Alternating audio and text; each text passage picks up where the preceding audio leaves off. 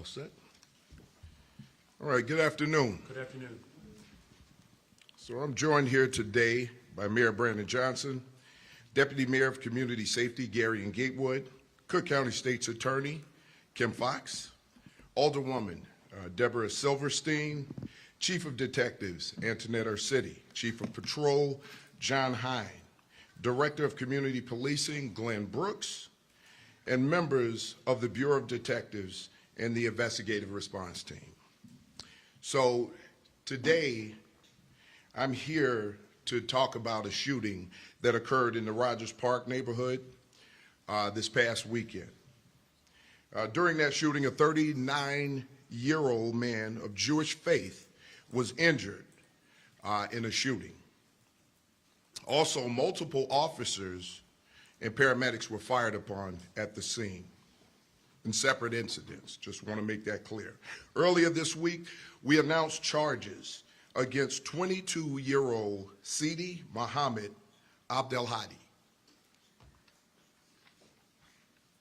Today, he was additionally charged with one felony count of terrorism and one felony count of a hate crime. This offender remains hospitalized because of his injuries from the shooting that occurred on that date. The most important thing I want to come out of this press conference is we want everybody to know that we will never tolerate violence that's rooted in hate and bigotry. This shooting is deeply personal to members of our Jewish community. We know that. But this shooting should be personal to everyone across the city. We have a diverse city. We live in a very diverse city.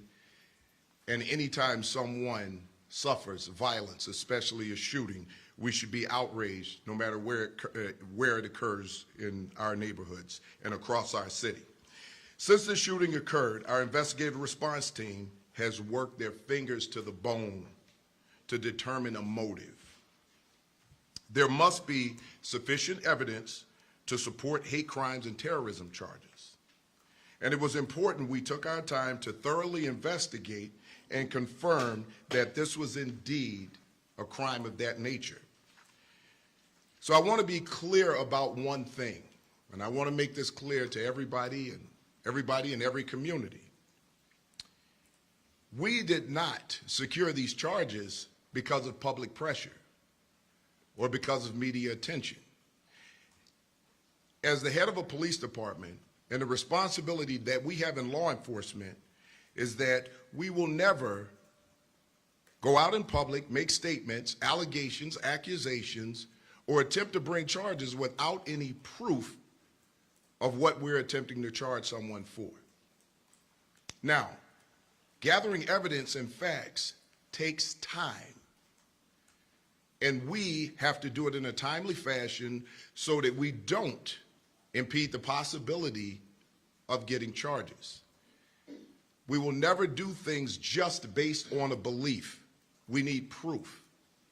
That's what we do as a police department, and I can tell you right now, our investigative response team did an excellent job of doing that.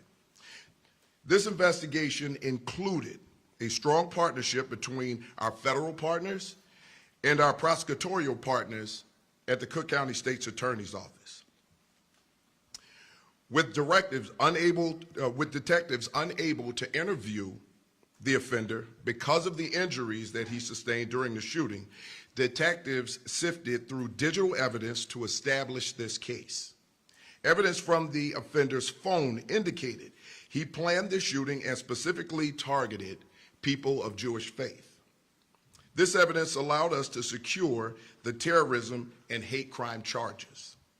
I cannot say enough about the work our detectives and our investigatory teams did and worked with all of our partners to secure charges here and to provide a level of safety around the community.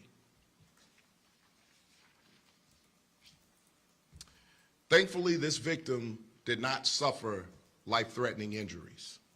We know that this is something that he's going to have to deal with the rest of his days. I can't leave this press conference without talking about our first responding officers who arrived on the scene, who were shot at, engaged in an exchange of gunfire with this individual, and stopped him from taking lives. They put their lives on the line for this community to make sure that the community was safe. The same thing that our officers do out there on a daily basis. It's extremely important to understand the effects of that. Our officers going out, making sure that these communities are safe all over this city.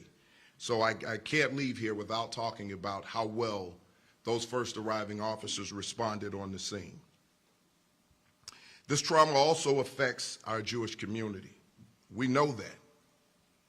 In Rogers Park, the community had concerns. And again, we understood what those concerns were as a police department. But again, we did not rush to judgment. We made sure that we continued the investigation that I told you earlier that we were working on. And those detectives did just one heck of a job getting that job done.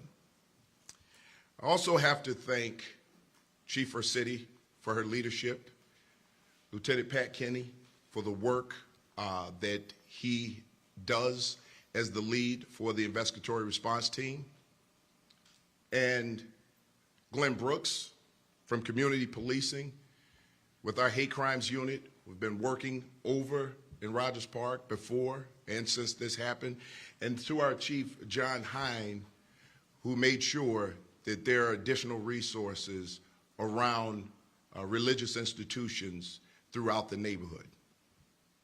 We will continue to pay special attention to the location to make sure that people feel safe. But lastly, we need to understand one thing, that what terrorism is designed to do. It's designed to change your way of life. It's designed to change the way that you move about your daily business.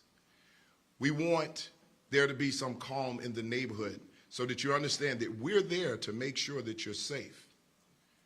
We don't want to heighten. Awareness is great, but what we don't want you to do is walk around in fear.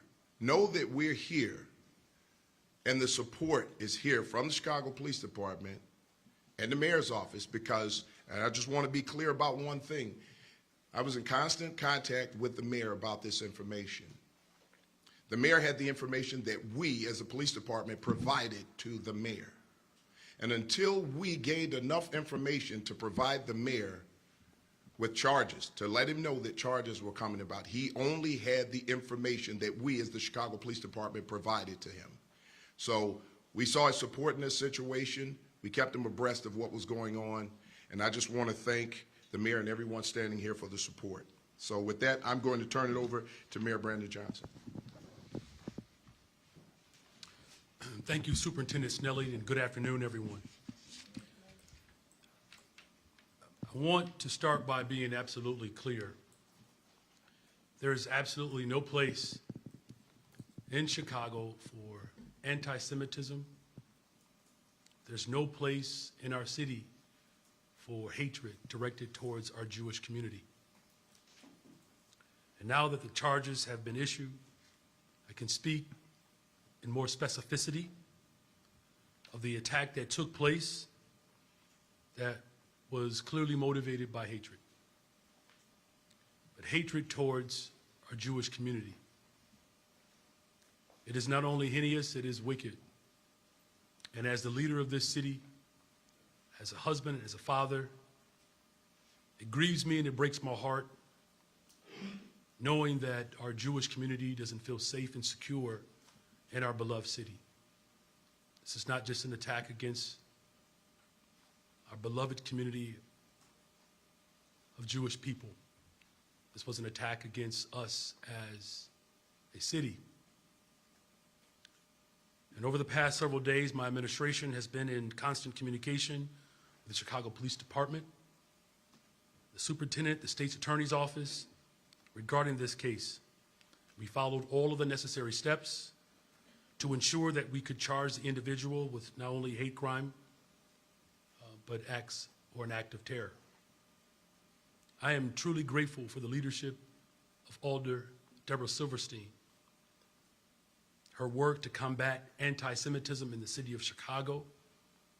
We will continue to defend and protect the Jewish community. The place of worship is a sacred place.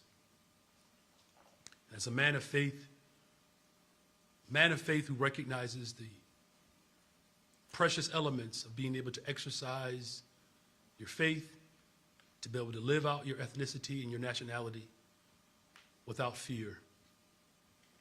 I hope that today is a first step towards achieving not just justice in this case, but our continuous work to ensure that every single member of the Jewish community feels safe, loved, and protected.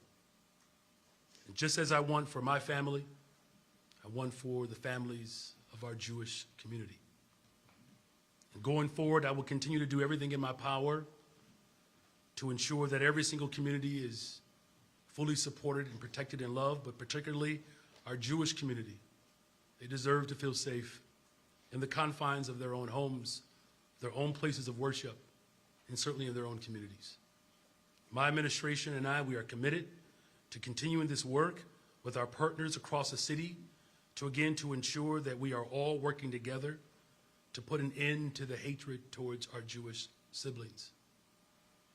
The anti-Semitism in Chicago does not reflect the soul of Chicago. And everyone in our city deserves to feel safe. No one in our city should be attacked based on their beliefs, their religion, their identity.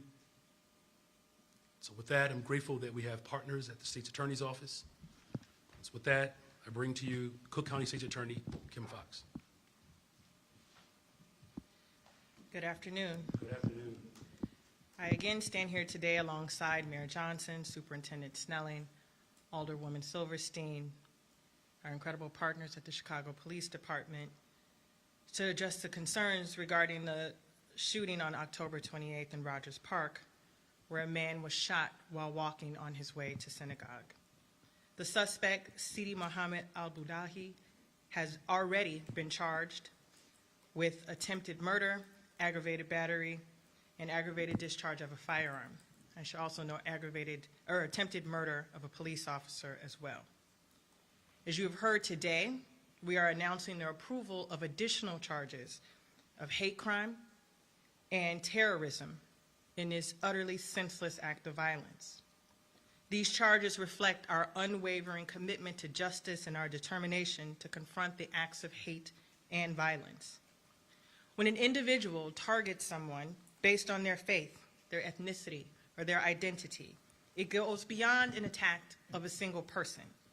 It becomes an attack on an entire community. Hate crime charges recognizes this.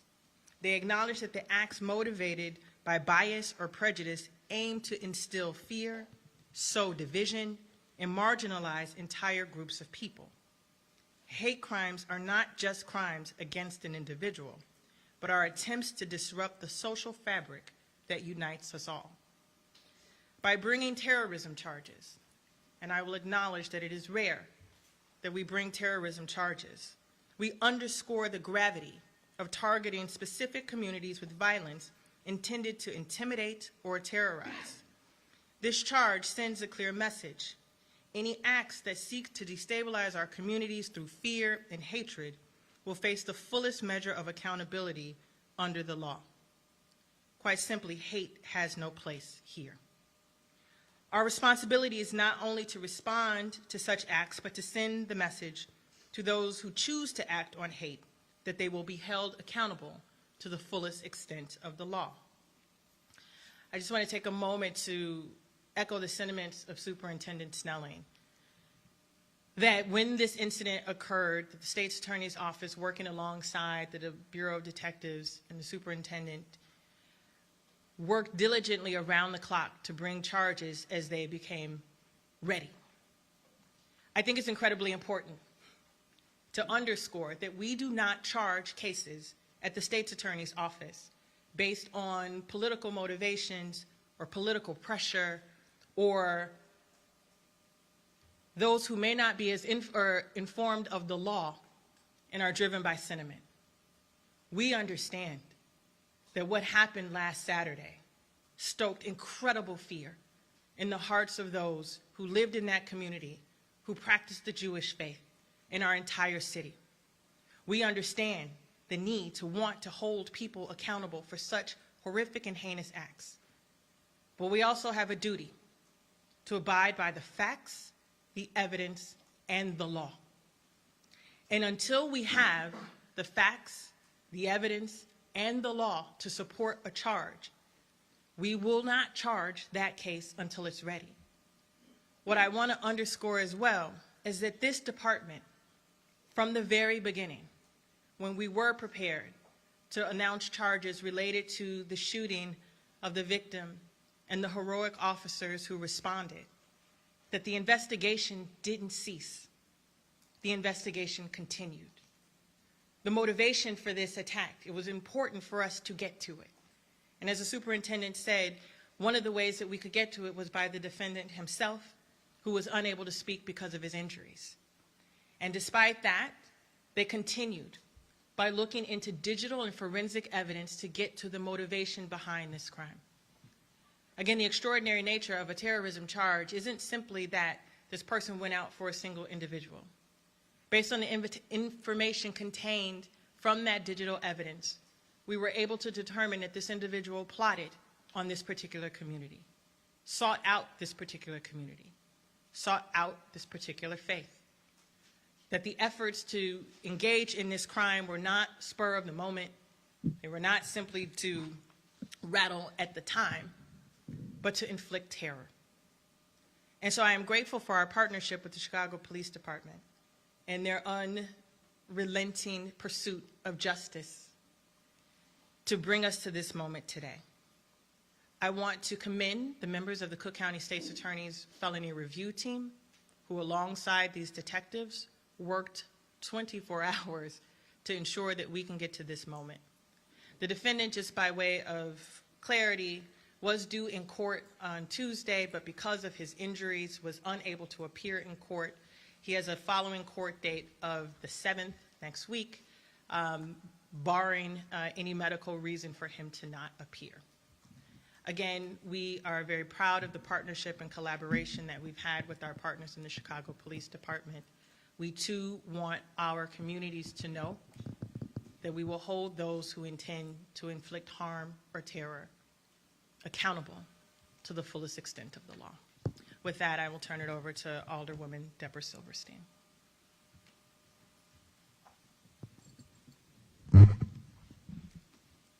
Thank you all. Good afternoon. Good afternoon. I would just first like to say that my outpouring of thanks goes to the Chicago Police Department, to the officers on the scene who got the situation under control very quickly and who risked their own lives, to the detectives, and to our superintendent, Snelling, who has been on speed dial with me since this happened, always taking my calls, always trying to calm a very nervous community, and so thank you very much, Superintendent. To my community, I want to thank you for your patience. I know it's been a very, very difficult time for all of us. I do just want to say one thing about the Jewish community. We are a strong, united, resilient community, and we will remain that way. I know that public safety is our highest concern, and I give my community my word that I will continue to advocate for the safety of everyone in my community, and I will work together with our friends in the police department to make sure that stays safe. Thank you. With that, we'll take any questions that you may have. Charlie DeMar with CBS News Chicago. First for the mayor, well, Superintendent, you're there. I'll start with you then.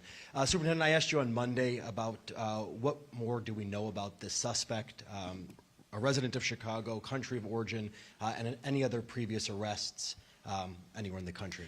And we're going to go back to the same answer that I gave you then. Those things are still under investigation because we're still working with our federal partners to get more information on this individual.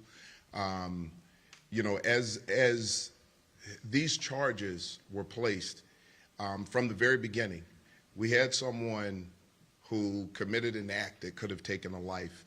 And, you know, to the credit of our detective division and, you know, State's Attorney Fox and her people at the Cook County State's Attorney's Office got those charges approved immediately. That allowed us to continue with our investigation, to continue on to secure the charges that we have now for hate crime and an act of terrorism. So we're going to continue to get more information. Again, it would be irresponsible for me or anyone else to stand here and try to give you information that we don't have that's just rooted concretely, you know, in facts. So we just want to make sure that anything that we put out there, we can back it up with fact-based information. And Mayor Johnson, your initial statement on this shooting made no mention that the victim was Jewish, that he was on his way to synagogue. I know that Alderman Silverstein, the ADL, other Jewish leaders were critical of that. Why were those facts omitted from your statement? Well, look, it's important to know that my responsibility as the mayor of the city of Chicago is to keep every single community safe. And I take that responsibility seriously. It is very clear with the evidence that has been brought forward that this individual acted to not only strike fear into the Jewish community, but was very clear about their action was very clear that there's hatred towards the Jewish community. And I'm going to continue to do my part to ensure that the Jewish community knows that they are loved and seen and heard. Look, I'm appalled and sickened by the wicked behavior that came from this individual. And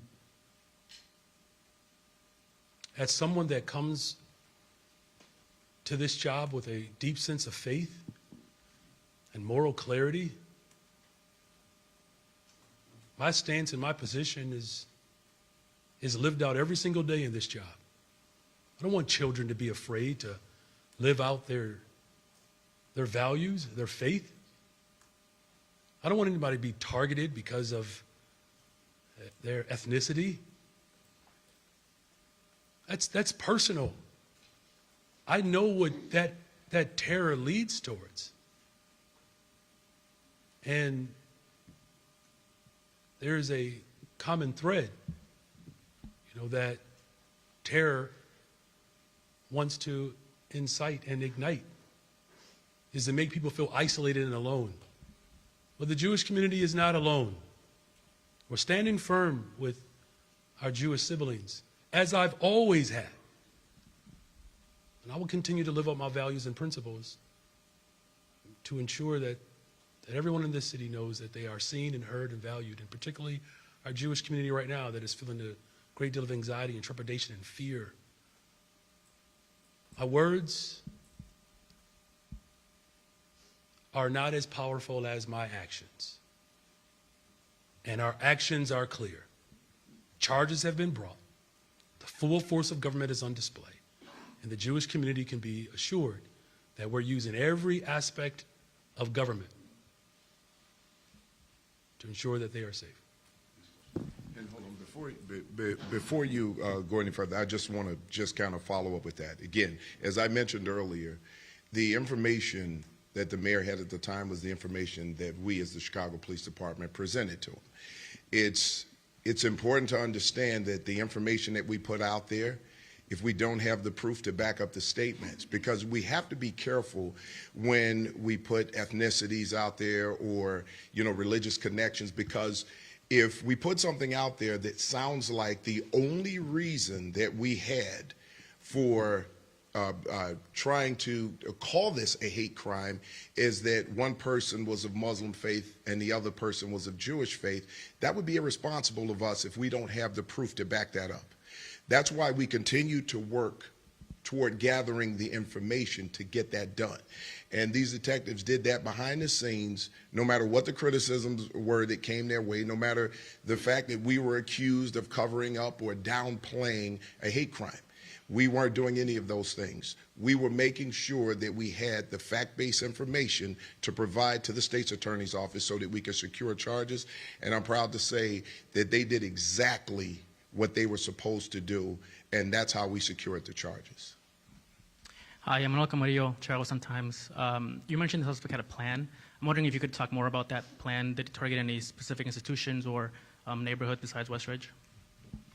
If I may, we will do a full recitation of the proffer. This case is like every other case in which we stand with the superintendent and the department, where we will give you the basic of the facts today. Again, this person is innocent until proven guilty and has an opportunity to be confronted with the charges. At the next court date, it is our intention, as we had just 2 days ago, to do a full recitation of the proffer, which will include that level of detail in which we described earlier today. So we will make that information available next week. Yes, V1 with NBC5 News. Superintendent, you talked about how you are still working with federal partners and agencies to get more information on the suspect's origin and his residency. At this point in time, what can you tell us? Is he from Chicago? Does he have any family here? You know, what's his connection here? And again, you know, I'm not going to get into the details of it right now. We know he's not from Chicago, but establishing addresses, residencies, when he got here, all of those things are things that we continue to work on. Again, it would be irresponsible of me to sit here and tell you something that could be different once this investigation is complete. Our federal partners are working with us to make sure that we gather that information. So we want to continue down the path of doing this the right way. Mm-hmm. Second question. You said that you used digital evidence and forensic evidence and searched his phone. What did you guys find on his phone? Well, see, we're not going to get into all of that, too, because that's evidence that has been recovered. And as State's Attorney Fox told you, you know, once she does a proffer, then all of that information, you'll be able to gather it then. But we're not going to talk about the details of that here. Thank you. Courtney Spinelli with WGN. How are you? Quick question for you guys. The ICE spokesperson has confirmed to us that he was a Mauritanian national and said that they have leveraged an ICE detainer with the Cook County Jail. Without getting into more specifics, obviously, of his background and his history, is that something that the State's Attorney's Office is aware of and something that you will honor? I know a lot of people wonder what comes next. You right there. It's not what we're doing today is announcing the charges. Next week, when we do the full-on proffer regarding, and we can confirm the information that you have. Again, this person is presumed innocent until proven guilty. The reason I say that is just because we have brought the charges, and he has not yet had an opportunity to appear before a judge to face the charges. I'm not going to give a level of specificity that has not been afforded to him. And so we will, next week, hopefully, be able to do that proffer should he be physically available to court, and those questions will be answered at that time. Thank you. Hi, Casey Cronus with Fox 32. Are you looking into any relatives or friends? Is there any indication that this suspect had any assistance when it came to planning this attack? At this time right now, we have no credible intelligence that he was working with anyone else. Right now, the evidence that we have right now says that he was working alone. So we don't want anybody out there in fear that, you know, there's a network of people out there engaged in this activity. So, but we are still continuing to work through that just to find out if those are possibilities. So again, I told you when we first started this investigation that we're not going to leave any stones unturned, and we'll continue to work toward that. Just a quick follow-up. In the charging information that we received, it shows that he was staying or living on the far south side. Do you know, did he intend that day to travel to the West Rogers Park area to carry this out based on it being a Jewish community, or was he staying in the West Rogers Park area recently? Here, where he was staying and all of that still, those are things that we're not going to talk about here. However, we do know that based on information that was gathered from his phone that he was targeting Jewish communities. Thank you. Yes. Hi, Allison with the Chicago Tribune. Thank you for taking my question. Mayor and Superintendent, the 2025 CPD budget includes substantial cuts to offices that are critical to the consent decree, such as community policing, constitutional policing and reform, Office of Training. I understand that those positions had gone unfilled, but does this move to permanently slash them signal that amid this budget crunch, that compliance with the consent decree is going to be put on the back burner? Well, here's what I'm going to tell you. When it comes to the question of the budget, we're going to have a budget hearing. So all of those things will be discussed at the budget hearing. But when it comes to the consent decree, I am 100% in Chicago Police Department, 100% dedicated to getting to the bottom of the consent decree. I want to be very clear about the consent decree. The Chicago Police Department is working in good faith with the IMT, the Independent Monitoring Team, and the Office of the Attorney General, and we will continue to do so. And whatever it takes to move compliance forward, we will get that done. And that's what we're working on right now. I take reform seriously. Everyone in leadership on the Chicago Police Department right now takes it seriously. And when it comes to things like wellness of our officers and the connection and contact with our community and growing that relationship, that's what we're going to continue to push, and we're going to continue to work in that direction. It doesn't matter what the roadblocks are that we may see moving forward. Yeah, sure.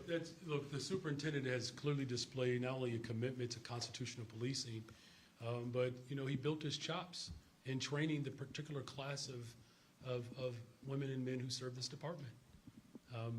Restoring confidence in our law enforcement is of our utmost priority. That's why the sophistication and the coordination that's on display looks the way it looks. We understand that over the course of, unfortunately, decades in this city, that there has been a disconnect between the needs of the community and how law enforcement can respond to those needs. You saw it on full display during the DNC, constitutional policing, hiring more detectives, still making sure that individuals are being trained. As we can continue to move the city forward, it's important to note that there are different dynamics of the consent decree where we've reached almost 100% in compliance. So this is an ongoing process, and as the superintendent indicated, as we continue to go through the budget discussion, all of that will come alive. But I will say that there is a strong commitment from my administration, our superintendent, to continue to make sure that training is upheld, that supervision is upheld, that we're actually clearing cases. Again, we've given a great deal of accolade to Chief Rossetti and the work that the Department of Bureau of Detectives have done. We will have 200 additional detectives by the end of this year, because clearing cases is also part of fulfilling our responsibility as a city to bring people to justice. So appreciate the question, and we're grateful that there is real coordination between the full force of government, the police department, state attorney's office, the mayor's office, to ensure that constitutional policing remains the prevailing form of governance. Final question. Mayor Kawash, ABC7. Mayor, actually, question for you. I know you just addressed the Jewish community and the work you're doing to kind of support that community as well as all communities. Wondering if you have an additional comment on the resignation of the CPS president as well. Reverend Johnson, had a conversation with him and asked him to resign, and he did. And ensuring that our children have fully funded schools is still my top priority. That's the goal. And speaking of even hate crimes, one of the reasons why I nominated Officer Rafael Yanez, a police officer, to the school board, because of his work within the hate crime division, 15 years, I believe, worth of service there. And so we want every single child in the city of Chicago to feel protected and loved, and particularly right now, our Jewish community. Look, the egregious attacks that have caused the unraveling of stability in the particular region where Israel is a strong ally with our country. we have to ensure in the city of Chicago that we live out the value system that we want to see around the world. And that's what my leadership reflects in this moment is again, there's a level of sorrow and hurt and grief to talk to Alderwoman Deborah Silverstein as she expresses the level of fear, but the relief that they are experiencing, at least for this moment. But that work is not done. That work is not done, and we're going to continue to do that work. Thank you all very much. Thank you.